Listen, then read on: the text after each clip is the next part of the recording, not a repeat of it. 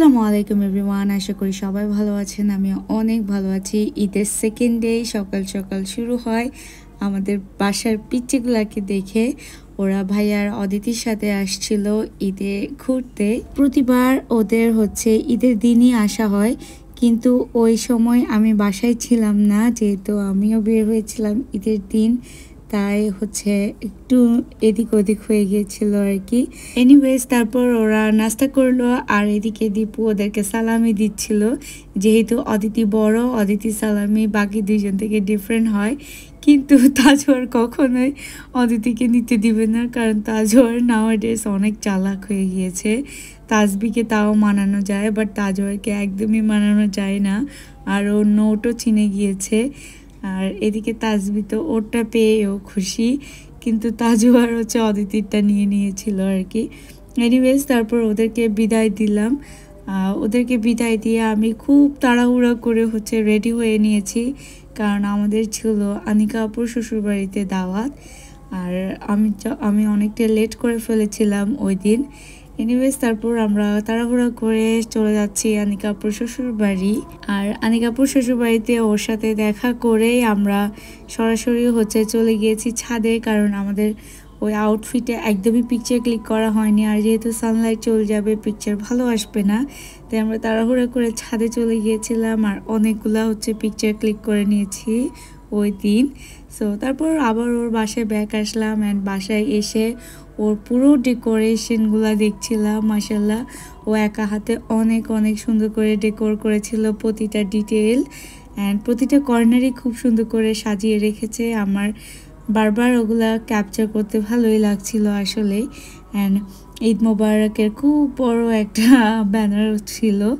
Anyways তারপর খাওয়া দাওয়ায় আসি।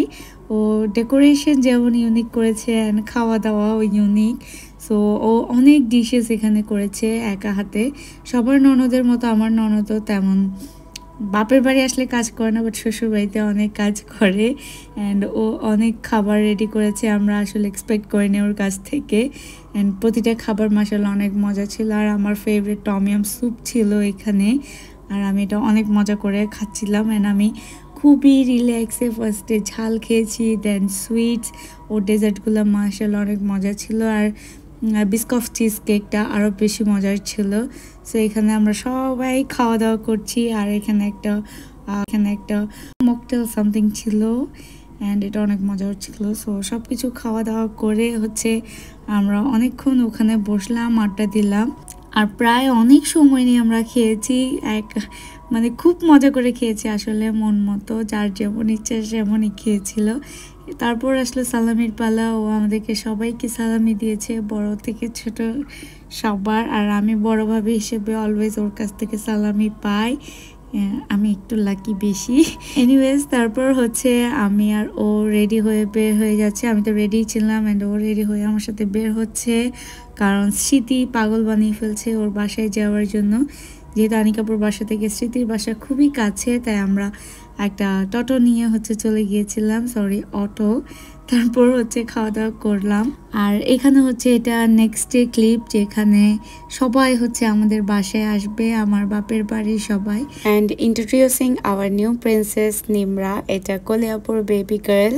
সবার জন্য দোয়া করবেন, মাশাআল্লাহ বলবেন। আর ওরা আসতে এত বেশি লেট করছে, প্রায় 2:30-3টা বাজে, ওরা এখনো আসেনি। আমার মাথা প্রচুর হাই ছিল, আমি জাস্ট ওদের কল ধরা বন্ধ করে দিয়েছি, মেসেজ দিয়ে ওদেরকে চিল্লাচিল্লি করছিলাম, কারণ ওরা আমার লেটে আসলে আমার একদমই ভালো লাগে না, বাট আমি যেতে পারবো লেটেই, এটাই আমার রুলস। আর এখানে আমি সবাইকে দীপুর হাতে বানানো ওয়াটারমেলন লাইচি ড্রিঙ্কসটা দিচ্ছিলাম। এটা দীপু অনেক ভালো বানায়, তো সবার জন্য এটা ঠিক করে রেখেছি। এখানে যে আসবে তাকে দিব আর কি। সো এখানে সবাইকে এটা খেতে দিলাম, আর অন্যদিকে আমি গিয়ে ভাতের প্রিপেয়ার করে ফেলছি। আর ওরা আমাকে বারবার বলেছে ওরা নাস্তা করবে না, ভাতই খাবে, কারণ আমার শাশুড়ির হাতের ওদের তরকারি অনেক মজা লাগে। অ্যান্ড সব থেকে বেশি মজা লাগে বেলেম্বুর তরকারিটা। বেলেম্বুর তরকারি কারা কারা খেয়েছো আমি জানি না, কেউ চিনো কিনা।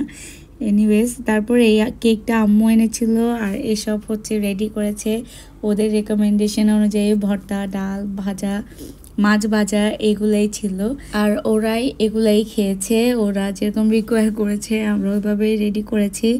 আর এখানে হচ্ছে সেলফ সার্ভিস একটা আমি সিস্টেম চালু করে দিয়েছি যাতে সবার অসুবিধা না হয়, যে যার যার মতো নিয়ে নিয়ে খেতে পারে।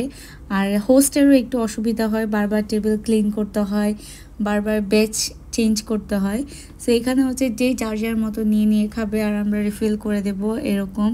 সো এদিকে হচ্ছে সবাই সবার মতো নিয়ে নিয়ে খাচ্ছে আর ছেলেরা সবাই মাশাল্লাহ অনেক বেশি কোঅপারেটিভ। ওরা সবাই হাতে হাতে করে নিয়ে ড্রয়িং রুমে বসে বসে খাচ্ছে আর খুব একটা কমপ্লেনও করেনি। আর মেয়েরা হচ্ছে টেবিলে বসে খাচ্ছে। তারপর আম্মুর আনা কেকটা বড় আপুকে দিয়ে কাট করলাম অ্যান্ড সবাই মিলে মিশে হচ্ছে কেকটা শেয়ার করে খাচ্ছিলাম। কেকটা অনেক মজা লেগেছে আমার কাছে। ওয়েল ফুডের ছিল এটা আই গেস।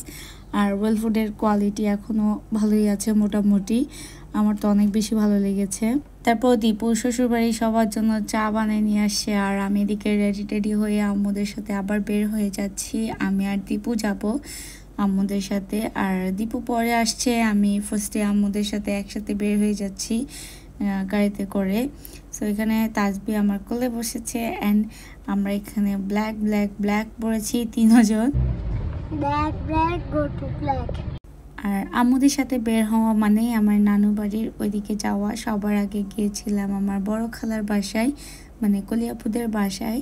সো ওইখানে গিয়ে নাস্তা পানি করলাম হালকা পাতলা, আর খুব বেশি গল্প করেছিলাম, অনেক সময় ফেলে দিয়েছি। দেন গিয়েছি আমার আরেকটা খালার বাসায়, রমিজা খালার বাসায়, আলবির আম্মুর বাসায়। সো ওখানে গিয়ে আমরা প্রতিশ্রুতি দিয়েছি যে আন্টি আপনাদের বাসায় নাস্তা করব। আন্টি দিকে নাস্তা রেডি করছে আর আমি হচ্ছে ওখান থেকে একটু আচার খেয়ে ফেলছি, কারণ আচার অনেক মজা হয় আন্টির হাতে। তারপর চলে গিয়েছি আমার ছোট মামার বাসায়। ওখানে গিয়ে এত এত বেশি খাওয়া হয়েছে আমাদের বলার বাহিরে। আমরা অনেক বেশি খাওয়া দাওয়া করেছি ওইখানে, আর যার কারণে আমরা আর রমজা খালার বাসায় কিছুই খেতে পারিনি। তাও আমরা গিয়ে এক গ্লাস কোক খেলাম জাস্ট। আর এই ছিল ঈদের blog. That is it for today guys. আল্লাহ হাফেজ।